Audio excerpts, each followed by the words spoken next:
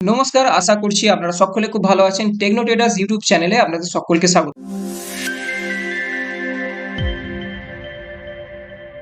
তো দেখুন, ট্রাম্পের ট্যারিফ যদি বেশি আসে, 25% এর যদি উপরে আসে, ভারতের স্টক মার্কেট কিন্তু দারুণভাবে সেটা প্রভাবিত হবে এবং নেগেটিভলি কিন্তু প্রভাবিত হবে। তো কিভাবে সামলাবে ভারতের স্টক মার্কেট? আর তার সাথে, সাথে আমরা আলোচনা করব যে স্টক মার্কেট রিলেটেড আর কি ইম্পোর্টেন্ট খবর আমরা পাচ্ছি। তো দেখুন, আমরা এর আগেও আলোচনা করেছি, আমরা শর্টসে আলোচনা করেছি যে সেবি জেন স্ট্রিটকে ব্যান করেছে এবং কেন ব্যান করেছে? জেন স্ট্রিট একটা বড় স্ক্যাম করেছে। তো তখন পর্যন্ত আমি খবর পাচ্ছিলাম ৪,০০০ ৫,০০০ কোটি টাকা।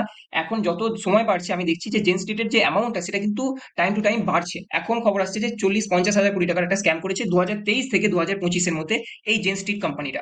তো এইসব স্ক্যাম রুখতে সেবি নতুন নিয়ম আনতে চলেছে। তার মধ্যে এখানে দেখতে পাচ্ছেন অনেকগুলো নিয়ম আমি বলেছি। একটা হচ্ছে যে ডেল্টা ভিত্তিক ওপেন ইন্টারেস্ট গণনা, মানে ডেল্টা ভিত্তিক ওপেন ইন্টারেস্ট একটা কাউন্টিং হবে। তার সাথে আছে কি না, পজিশন লিমিট বৃদ্ধি, পজিশন লিমিট আস্তে আস্তে বাড়ানো হবে। এমডব্লিউপিএল কমানো, এমডব্লিউপিএল মানে হচ্ছে কি মার্কেট ওয়াইড পজিশন লিমিট কিন্তু কমাতে পারে। প্রি ওপেন আর পোস্ট মার্কেট চালু, এটা অনেকদিন ধরেই শুনছি, এবার এটাকে ইমপ্লিমেন্ট করা একটু টাফ, দেখা যাক সেবি কি করে।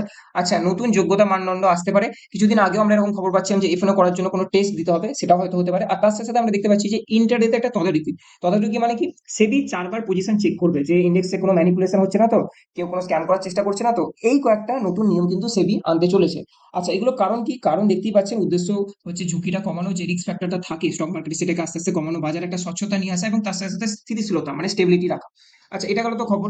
এর সাথে ২ নম্বর যে বড় খবর পাচ্ছি সেটা কিনা, আমেরিকার একটা শর্ট সেলার কোম্পানি যার নাম হচ্ছে ভাইসরয় রিসার্চ, সে কিন্তু বেদান্তের উপর একটা দারুণ বড় আরোপ নিয়ে এসছে। তো আগে বলবো যে শর্ট সেলার কোম্পানি কি হয়। তো শর্ট সেলার কোম্পানি হচ্ছে এরা নানান রিপোর্ট রেডি করে, রিপোর্ট রেডি করে সেই কোম্পানির আগেই তারা পজিশন কিনে রাখে, ঠিক আছে, একটা সেলিং পজিশন কিনে রাখে।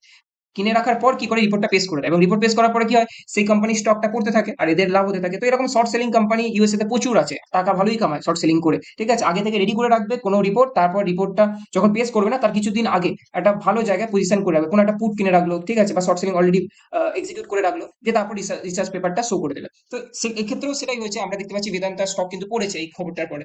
২ বছর আগে, ২-২.৫ বছর আগে আদানির যে স্টকগুলো সেখানেও আমরা এরকম একটা দেখতে পেয়েছিলাম। তো তখন কে করেছিল, তখন এই হিন্ডেনবার্গ রিসার্চ রিপোর্ট, এবং এই হিন্ডেনবার্গ রিসার্চ রিপোর্টের পর থেকে কি হয়েছে, এই গৌতম আদানির যে স্টকগুলো ছিল সেগুলো কিন্তু পড়ে গেছিল। এখন আবার এই ভাইস রয় রিসার্চের একটা রিপোর্ট তারা জারি করেছে এবং বেদান্তা গ্রুপের যে স্টক সেগুলো পড়তে থাকছে। তো এরা কি বলছে দেখুন, এরা মেইনলি বলছে যে বেদান্তা একটা দারুণ ডেটে, ডেট মিনস তারা দারুণ লোনে পড়ে আছে এবং লোনের পর লোন করেই যাচ্ছে।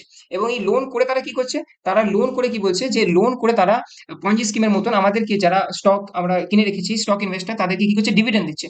তো ডিভিডেন্ড দিচ্ছে কিভাবে, ভালো ডিভিডেন্ড দেয়, বেদান্তা ডিভিডেন্ড দেওয়ার জন্যই আর কি নাম করা, 9% উপরে ডিভিডেন্ড দেয়, ঠিক আছে, এফডির থেকেও বেশি। তো ডিভিডেন্ড দিচ্ছে ভালো কথা, কিন্তু এদের এই কোম্পানির কথা হচ্ছে কি, যে এরা ডিভিডেন্ড দিচ্ছে কিভাবে, এরা ডিভিডেন্ড দিচ্ছে হাই লোন নিয়ে। অনেক জায়গায় এদের ডেট অলরেডি আছে। আচ্ছা, এবার আমরা কথা বলবো যে বেদান্তার সাথে আর কোন কোন কোম্পানি জুড়ে আছে। তো এটা দেখুন, বেদান্তা রিসোর্সেস এটা হচ্ছে প্যারেন্ট কোম্পানি, এর অনেকগুলো সাবসিডিয়ারিজ মানে এর যে ছোট ছোট বাচ্চা কোম্পানি আছে সেগুলো কি কি, নাম করা হচ্ছে হিন্দুস্তান জিঙ্ক, যার জন্য দেখবেন যে বেদান্তা যেমন পড়েছে, হিন্দুস্তান জিঙ্কও কিন্তু ৯ তারিখে পড়েছিল। এটা ১৯৭৯ সালে প্রতিষ্ঠিত হয় এবং এই কোম্পানিগুলো হচ্ছে সাবসিডিয়ারিজ কোম্পানি। আচ্ছা, এবার এই সিচুয়েশনটার জন্য বা এই নিউজটার জন্য আমরা কেমন ইম্প্যাক্ট দেখতে পেলাম, বেদান্তা ৮% পড়ে গেছিল, সেখান থেকে আস্তে আস্তে একটু রিকভারি করে ক্লোজ দ্যাট 3.4% এর কাছাকাছি একটা ডাউন জায়গায়, এবং হিন্দুস্তান জিঙ্ক 5% পড়ে যায়। তো এই হচ্ছে এই শর্ট সেলিং কোম্পানির আর কি সত্যতা। তো তারা আগে থেকেই পজিশন করে রাখবে, তারপর স্টকটা পড়ে যাবে এবং তারা প্রফিট করবে। আচ্ছা, তো এবার আমরা নেক্সট নিউজের উপর কথা বলবো, যে আমাদের মার্কেটের রিলেটেড। দেখুন, মার্কেটের যে খবরগুলো আছে, আমাদের মার্কেট ফাইন্যান্সিয়াল ইনস্টিটিউটকে ভালো রকম একটা সাপোর্ট দিচ্ছে, আমাদের গভর্নমেন্ট সাপোর্ট দিচ্ছে।